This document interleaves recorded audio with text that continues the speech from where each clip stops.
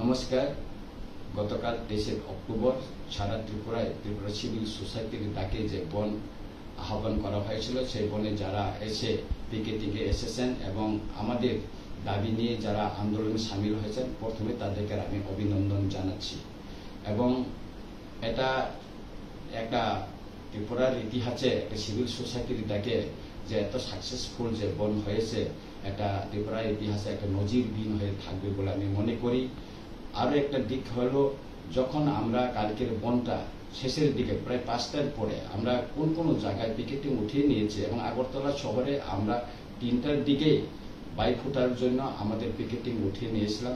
ঠিক 5টার পরে যখন গুডলির সময় কমলপুরে শান্তিবাজার এলাকায় কিছু লোক গিয়ে সেখানে গন্ডগোল করার চেষ্টা করেছিল এবং করেছে, এবং উভয় পক্ষের সংঘর্ষে অনেকজন আহত হয়েছেন এবং এটা খুব দুঃখজনক ঘটনা এবং আমি এর নিন্দা করি এবং এটা সুস্থ তদন্তের জন্য দাবি জানাচ্ছি।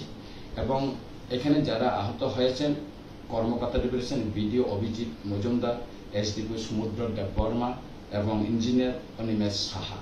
আমি তাদের প্রতি গভীর দুঃখ প্রকাশ করেছি যে এখানে তারা ওই সংঘর্ষ থামানোর জন্য তারা ইনজুর হয়েছেন, তার জন্য আমি দুঃখ প্রকাশ করেছি এবং যারা ঘটনা ঘটিয়েছেন তাদের প্রতি আমার নিন্দা রইল। আমি হাসপাতালে গিয়ে তাদেরকে দেখতে যাব এবং খুব শীঘ্র খুব তাড়াতাড়ি আমি যাব সেখানে। অপরদিকে আমি আরো খবর পেয়েছি এলাকার সারা রাত আমি সেখানে আমাদের লোকদের সঙ্গে কথা বলেছি। অজিত দেববর্মা উনি ইনজুর্ড হয়েছেন, ওনার পায়ে আঘাত পেয়েছেন, উনি কোলাই হাসপাতালে বর্তমান চিকিৎসাধীন। নবকুমার দেববর্মা উনি খুব ইনজুর্ড হয়েছেন, ওনাকে খুব মারপিট করা হয়েছে।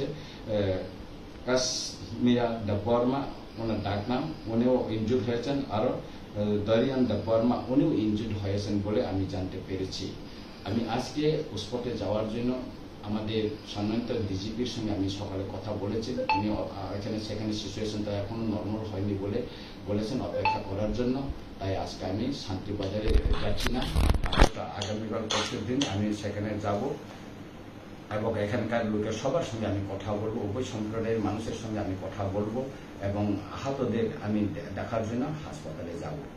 তাই আমি শেষে এই কথাই বলবো, ত্রিপুরার শান্তি সম্প্রীতি বজায় রাখার জন্য এবং এখানে উভয় জনগোষ্ঠীর সহাবস্থানের জন্য আমরা যে দীর্ঘকাল আমরা চেষ্টা করে আসছি, সেটা যেন বজায় থেকে আমরা যে অধিকারের জন্য লড়াই করছি, এটা আমাদের সাংবিধানিক অধিকার এবং এটা গভর্নমেন্টের সঙ্গে চুক্তি করে যে শর্তগুলি এখনো বাস্তবায়ন হয়নি, তার দ্রুত কার্যকরী করার জন্য আমাদের এই সংগ্রামটা আমরা সিভিল সোসাইটি থেকে আহ্বান করেছিলাম।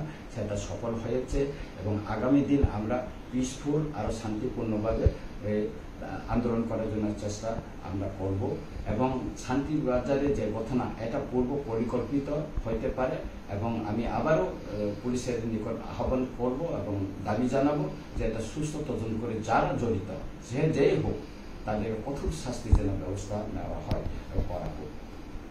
সবাইকে নমস্কার।